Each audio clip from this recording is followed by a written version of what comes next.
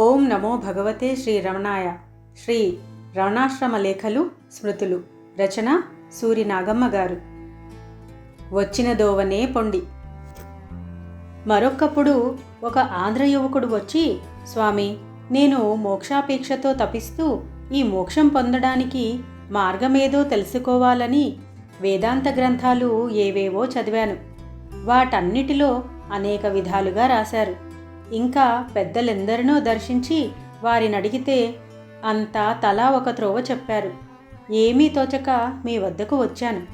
ఏ త్రోవన పొమ్మంటారో చెప్పండి అన్నాడు. భగవాన్ మందహాసం చేస్తూ, సరి సరి, మంచిది, వచ్చిన త్రోవనే పొండి అన్నారు. అందరికీ నవ్వు వచ్చింది. పాపం ఆ యువకుడు నిరుత్తరుడై ఖిన్నవదనంతో భగవాన్ బయటికి వెళ్ళేదాకా ఉండి, వారు వెళ్ళిన తరువాత అక్కడి వారితో, అయ్యా, నేను ఎంతో ఆశ పెట్టుకొని ధన వ్యయాన్ని లక్ష్య పెట్టక మోక్షాపేక్షతో అంత దూరం నుంచి కష్టపడి వస్తే వచ్చిన త్రోవనే పొమ్మంటారే, ఇదెక్కడి న్యాయం? ఇదేమీ పరిహాసమా అని కటకట పడ్డాడు. అప్పుడొకరు అందుకొని, అయ్యా, పరిహాసం కాదు, సరైన సమాధానమే చెప్పారు. నేనెవరు అనే విచారణే మోక్షానికి సులభ మార్గమని శ్రీవారి సిద్ధాంతము.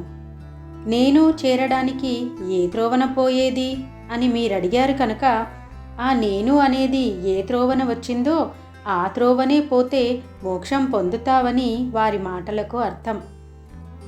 ఒకవేళ పరిహాసంగా చెప్పినా మహాత్ముల వాణి యథార్థాన్ని స్ఫురింపచేస్తుందని చెప్పి నేనెవడననే పుస్తకం తెచ్చి ఇస్తే ఆ యువకుడు తెల్లబోయి అదే ఉపదేశంగా గ్రహించి భగవానులకు ప్రణమిల్లి వెళ్ళిపోయాడు. ఇలా పరిహాసంగా కానీ, చలోక్తిగా కానీ, ఓదార్పుగా కానీ భగవాన్ ఎప్పుడూ బోధిస్తూనే ఉంటారు.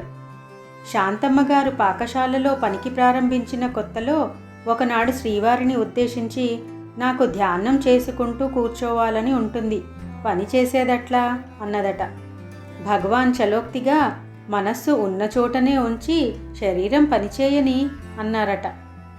నేనిక్కడికి వచ్చిన మొదటి రోజుల్లో మధ్య మధ్య ఇంటి మీద ధ్యాసతో బయలుదేరే ముందు అట్టే జనం లేకుండా చూచి శ్రీవారిని సమీపించి, పోవాలంటే మళ్ళీ ఆ గొడవల్లో పడిపోతానేమో అన్న భయం కలుగుతున్నదే అంటే, అంతా వచ్చి మనలోనే పడుతుంటే మనమెక్కడికి పోయి పడేది అని, ఈ బంధాలింకా వదల్లేదే అంటే, వచ్చేది రాని పోయేది పోని నీకేమి అని అనేవారు భగవాన్. ఆ నేను అనేది ఏదో సరిగా చూడగలిగితే మనకు ఈ బాధలుంటవా?